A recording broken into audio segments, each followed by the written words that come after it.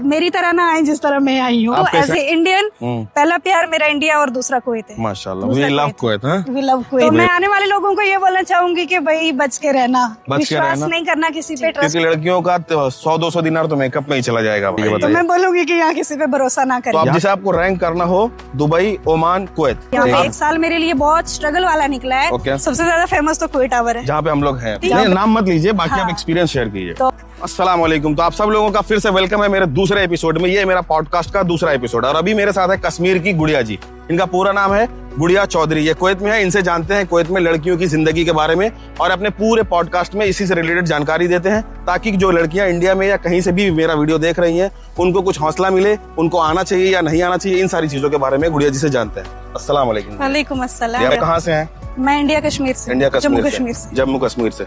जम्मू कश्मीर की कोई खास बात बताइए आप। खूबसूरती माशाल्लाह, जो नेचुरल ब्यूटी माशाल्लाह, सही बात है। आप कुवैत कब आई? 1 साल से ज्यादा। 1 साल से ज्यादा। तो आपने कैसे अप्रोच किया कि आपको कुवैत जाना है? मिडिल क्लास फैमिली से हूँ, तो मतलब फाइनेंशियल कंडीशन की वजह से आपको ये कदम लेना पड़ा। तो आपका ये कदम आपको लगता है कि फायदेमंद हुआ? हाँ, ऑफ कोर्स हुआ। यहाँ आके हुआ। आप सबसे पहले कश्मीर से निकली तो कहाँ, कौन सी कंट्री गई? मैं सबसे पहले दुबई में गई थी। दुबई कितने दिन रुकी आप? 1 साल से ज्यादा, 1.5 साल तक। फिर उसके बाद मैं ओमान आ गई। उसके बाद कुवैत। तो अब जैसे आपको रैंक करना हो दुबई, ओमान, कुवैत, आप किसको रैंक करेंगे? सबसे नंबर 1 पे कौन है? कुवैत। सबसे नंबर 1 पे कुवैत। माशाल्लाह, अच्छी बात है। कुवैत ने आपको मतलब वो चीजें दी जो आप सोच के आई थी? जो सोचती थी, जिसके सपने थे, वो कुवैत ने पूरे किए। मिल रहा है वो चीजें? बिल्कुल, माशाल्लाह, बहुत अच्छी बात है।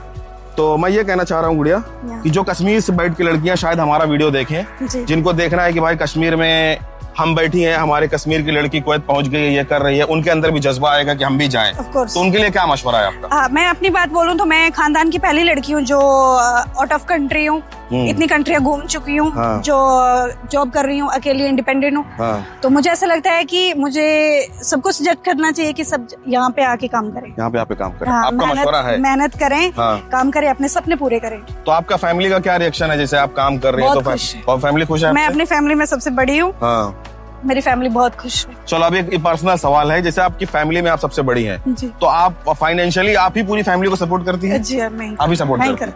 तो आपकी फैमिली खुश है आपसे कि? बहुत खुश। फाइनेंशियली सब कुछ है? अभी हालात बेहतर हो गए? सब बेहतर है। तो आपका ये मशवरा है कि जो लोग कश्मीर में बैठ के जो लड़कियां कुवैत या किसी और कंट्री जाना चाहती हैं, वो लोग जाएं, कोई दिक्कत नहीं? कोई दिक्कत नहीं है। तो अब उनको जैसे एजेंट के थ्रू जाना है तो उसमें क्या मशवरा है आपका? उसमें ये है कि आप किसी अच्छे एजेंट से बात करें, अच्छे एजेंट से कांटेक्ट करें, और आपका यहाँ पे कोई है आप उससे राब्ता करके आए। मेरी तरह ना आए जिस तरह मैं आई हूँ। आप कैसे आई थी? थोड़ा मैं गलत लोगों पे विश्वास करके आई हूँ। अभी वो मैं चीज यहाँ कैमरा के सामने बोलना नहीं चाहती। नाम मत लीजिए, बाकी आप एक्सपीरियंस शेयर कीजिए। तो अच्छे तरीके से आए, अच्छे लोगों से बात करके आए, अच्छे लोगों से राब्ता करके आए, अपने एजेंट से राब्ता करके आए। किन चीजों का ध्यान रखना चाहिए? बहुत ज्यादा ध्यान रखना चाहिए कि हर किसी पे विश्वास ना करें, भरोसा ना करें हर किसी पे, हर चीज पे, हर इंसान पे आसानी से भरोसा ना करें। चलिए, तो जैसे कश्मीर की एक लड़की है जिसको कुछ नहीं पता, जो थोड़ा बहुत पढ़ी लिखी है, बेसिक चीजें मालूम है, वो अगर आएगी तो उसको कितनी सैलरी मिलना चाहिए यहाँ पे? जो एक नॉर्मल लड़की है मिनिमम यहाँ कुवैत में नॉर्मल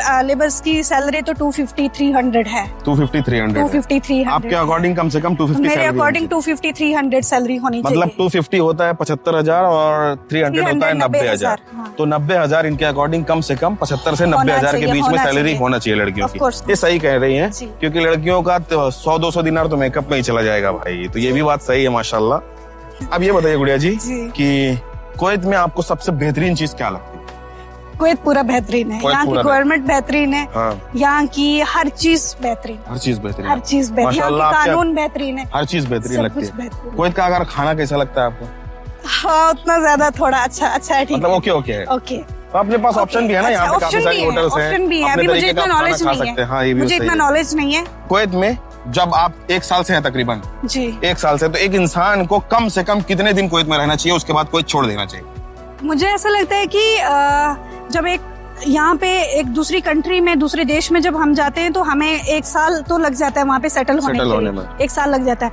मुझे यहाँ पे 1 साल मैंने बहुत मुश्किल से निकाला है। यहाँ पे 1 साल मेरे लिए बहुत स्ट्रगल वाला निकला है। बहुत मुश्किल से निकला है। अभी जाके मुझे फ्यूचर दिख रहा है। अभी लग रहा है आपको? अभी लग रहा है कि मेरा फ्यूचर है। हाँ, तो आप कितने दिन और रुकेंगी? तो मुझे ऐसा लगता है कि मैं अभी 4 साल और रुकूंगी। 4 साल और? अभी 4 साल और। उसके बाद क्या इरादा है आपका? उसके बाद मैं कोई अपना बिजनेस देखूंगी घर जाके। तो आपके अकॉर्डिंग इंसान को कम से कम 5 साल देना चाहिए। और आपके सामने एक एग्जाम्पल है जिसको 6 साल ऑलरेडी कुवैत में हो गए हैं। आपने क्या अब हमारा शुरुआत हुआ है जी। अब हम पहली सीढ़ी चढ़ रहे हैं। जैसे आपने देखा मेरे पॉडकास्ट शुरू कर रहा हूं। कामयाब होंगे बहुत इंशाल्लाह। शुक्रिया, बहुत बहुत शुक्रिया। हमें भी अपने साथ कामयाब इंशाल्लाह जरूर।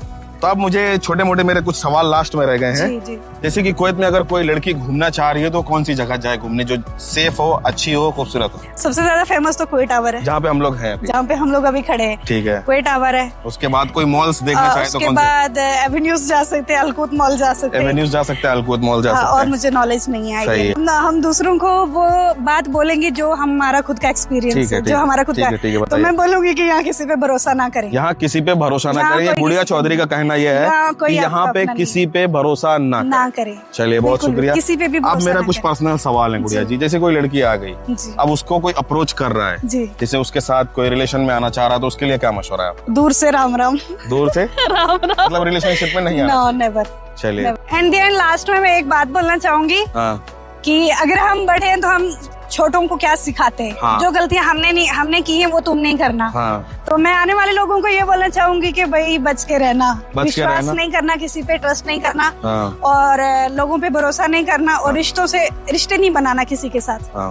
तो रिश्तों से बच के रहना, क्योंकि यहाँ रिश्ते इंसान को मार देते हैं। तो गुड़िया जी का ये कहना है कि आप लोग जब आए तो यहाँ पे बहुत बच के रहें, आसानी से किसी पे भरोसा ना करें। अगर मैं कुछ गलत बोल रहा हूँ तो आप टोक दीजिए मेरे को।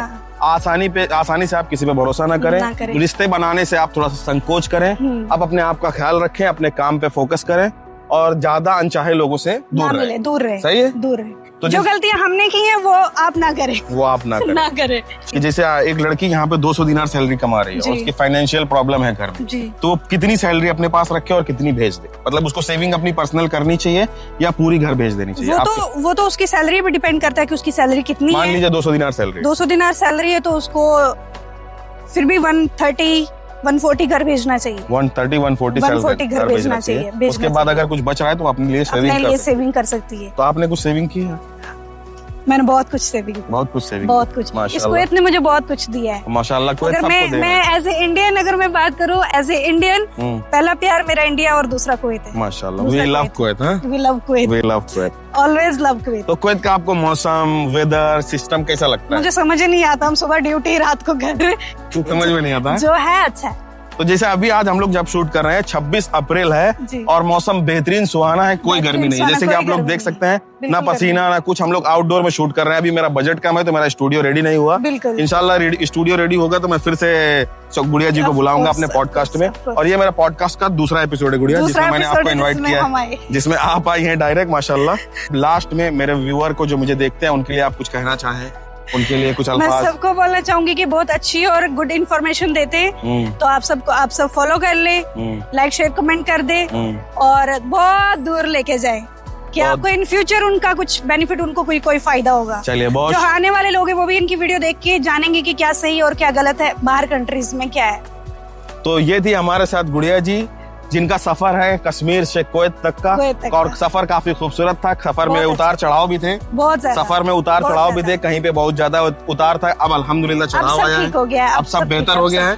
तो मुश्किलों के बाद आसानी आती है। तो आपको घबराना नहीं है, बिल्कुल नहीं। हमेशा आप अपने आप को थोड़ा सा संभाल के रखें। वक्त आएगा जब आपकी कीमत लोग समझेंगे। बिल्कुल, सही कह रहा हूँ। तो बस लास्ट में बस यही कहूंगा कि आप लोग अगर कुवैत आए तो थोड़ा सा सब्र रखें। इंशाल्लाह हालात बेहतर होंगे। आसानी के साथ किसी पे भरोसा मत करें। सब कुछ ठीक हो गया, हालात भी बेहतर हो गए, कोई डरने की कोई जरूरत नहीं है। तो अभी जैसे फ्लाइट खुल गई है, इसके बारे में कुछ कहना है आपको? फ्लाइट खुल गई है, मेरा तो पहले भी दिल नहीं है जाने का, अभी भी नहीं है। फ्लाइट खुले या बंद हो, नहीं जाना है। क्यों नहीं जाना चाहते? यही रहना है। क्यों नहीं जाना? नहीं जाना, कुवैत बेस्ट है। तो चलिए आज के लिए बस इतना ही, मिलते हैं नेक्स्ट वीडियो में। तब तक के लिए खुदा हाफिज।